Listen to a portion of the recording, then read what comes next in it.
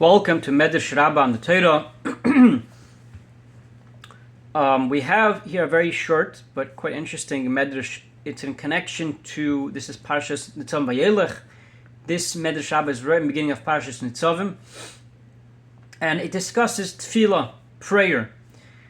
And it discusses a very pressing question about prayer, davening. How exactly it works. Is it something that, we pray, we get whatever we want? Obviously not. We see that's not the case. We don't always get what we want. That's in life in general.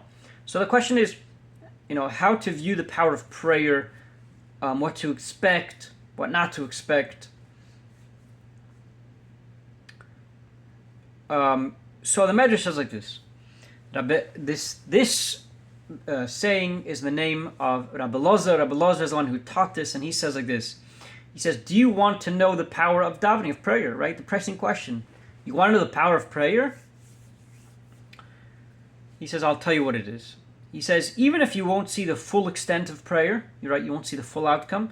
He says, the wording that he uses is, but it does do half of a prayer. What does that mean? So, there's a famous saying that goes, Tefillah oisa mechza. Right? This is one of the sources of it, that tefillah, prayer, does half, accomplishes half. What exactly does that mean? So the Medrash brings a famous story that we know from Tanakh, from the Torah, in Parshas Bereshis, of Cain. Right? Cain, what happened was, after he killed his brother Hevel, Hashem made a gzeira, and the gzeira, the Torah says, that Hashem told him, is na v'nod tia v'aretz. In other words, you will not be able to stay in one place. You will have to move around constantly, and you will never have a home, a permanent home. So the words na, the nud, they're both used to express that. Now the Medrash says what happened. Right away, Cain confessed. He confessed to God, because it says literally in the next pasuk, the next verse, it says, Gadol Aveinim Insai, right? He was saying, my sin is so great that I can't even be carried by God himself, so to speak. He was complaining about this, meaning he was saying, in other words, he did admit that he did a sin, right? He admitted to it, and he was confessing, says the Medrash. So says the Medrash, this was, in other words, and it's interesting, the Medrash considers this actually a prayer. You'll see why soon. So the Medrash says that what his complaint was and what his claim was is, master of the universe, the whole world, you were able to handle, you're able to soivel, you're able to, so to speak, burden yourself with. He says, but my sin you can't burden yourself with. And that was basically his complaint. So what happened, says the Medrash, right away, God decided to change part of that decree, and part of the decree actually was annulled. Why is that? Says the Medrash, because it says in the next pasuk, in pasuk Zayin in Perek Daled, it says, and he sat, he sat in the place of Noid. That's where he dwelled. In other words, part of the Gzeira was accomplished, but part of it wasn't. In other words, the part of No, that you have to move around and you would have a settled place, that was annulled.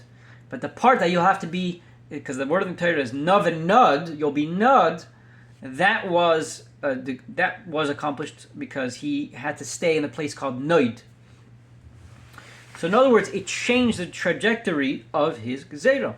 So we see, says the Medrash, this is a source, Hatfila Isa Mechta. Tefillah does half of what it does. So now, if you were to analyze this story, and we'll see the next one as well, it doesn't what we call quantitative half. Okay, we'll see from the next story as well.